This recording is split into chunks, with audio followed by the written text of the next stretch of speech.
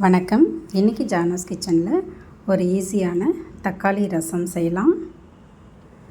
இந்த தக்காளி ரசம் செய்கிறதுக்காக நான் பழுத்த தக்காளியாக 2 தக்காளி எடுத்து அதை கட் பண்ணி சாப்பரில் போட்டு நல்லா கூழாக அதை சாப் பண்ணி எடுத்துக்கிறேன். இந்த மாதிரி நல்லா குழைய அதை சாப் பண்ணி எடுத்துக்கலாம். அதை ஒரு பாத்திரத்துக்கு மாற்றிக்கிறேன். புளி எதுவும் சேர்க்க வேண்டாம். இந்த தக்காளியோட புளிப்பே நல்லாயிருக்கும். இப்போ இதில் 400 ml அளவுக்கு தண்ணி சேர்த்துருக்கேன். அது இருக்கட்டும். ஒரு உரலில் 1 ஸ்பூன் மிளகு, 1 ஸ்பூன் சீரகம், 1 ஸ்பூனுக்கு தனியா சேர்த்துருக்கேன். இது கூடவே ஒரே ஒரு வரமிளகாவும் 5-6 பல் பூண்டும் தோலோடு சேர்த்து இந்த மாதிரி ஒன்றும் பாதியமாக நசுக்கி எடுத்துக்கிறேன். கோர்ஸாக நசுக்கினா போதும். இப்போ நசுக்கியாச்சு. இதை நம்ம அந்த தக்காளியோடு சேர்த்துக்கலாம். சேர்த்துட்டு இதை நல்லா கலந்து விட்டுடலாம். ரொம்ப ஈஸியாக செஞ்சிடலாம் இந்த ரசத்தை. இப்போ இது கூட 2 சிட்டிகை மஞ்சள் தூள், டேஸ்ட்டுக்கு தகுந்த மாதிரி உப்பு சேர்த்துருக்கேன். சேர்த்து நல்லா கலந்து விட்டுறேன்.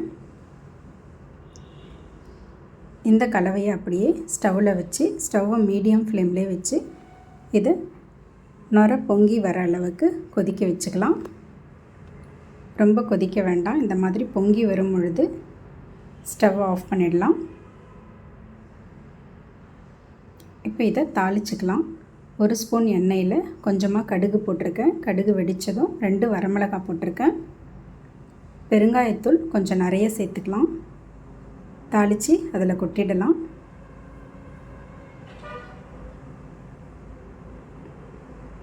இப்போ இது கூட கொஞ்சமாக கருவேப்பிலையும் கொத்தமல்லியும் சேர்த்து கலந்து விட்டுடுறேன்.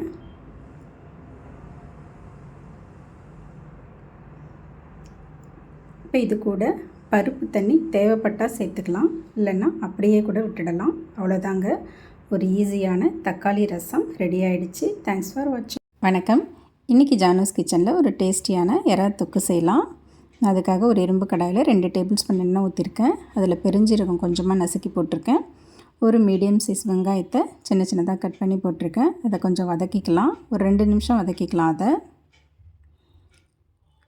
இது கூடவே ஒரே ஒரு வரமிளகாவை கிள்ளி போட்டிருக்கேன். அதே மாதிரி ஒரு பச்சை மிளகாவை 2-3 கிள்ளி போட்டிருக்கேன். கொஞ்சம் கருவேப்பிலை சேர்த்துக்கிறேன். இதையும் சேர்த்து 1 நிமிஷம் வதக்கி விட்டுக்கிறேன். இப்போ இது கூட ஒரு சின்ன சைஸ் தக்காளியை கட் பண்ணி வச்சுருந்தேன். அதையும் சேர்த்துக்கிறேன்.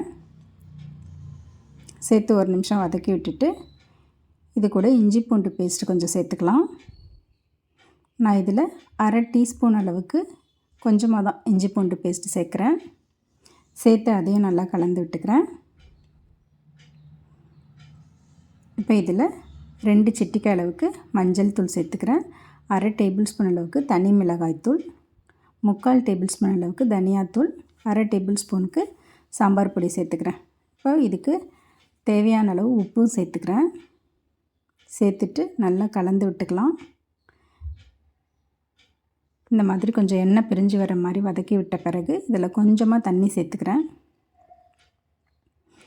தண்ணி சேர்த்து நல்லா கலந்து விட்டுடலாம். கலந்து விட்டு இதை லோ டு மீடியம் ஃப்ளேம்லேயே ஒரு 2லேருந்து 3 நிமிஷத்துக்கு மூடி வச்சுக்கலாம். 3 நிமிஷம் கழிச்சு ஓப்பன் பண்ணிவிட்டு இதை நல்லா கலந்து விட்டுட்டு க்ளீன் பண்ணி வச்சுருக்கேன் எறாவை அதில் சேர்த்துக்கிறேன். இது 200 கிராம் அளவுக்கு தான் எறா இது. இதை அது கூடவே சேர்த்துட்டு நல்லா கலந்து விட்டுறேன்.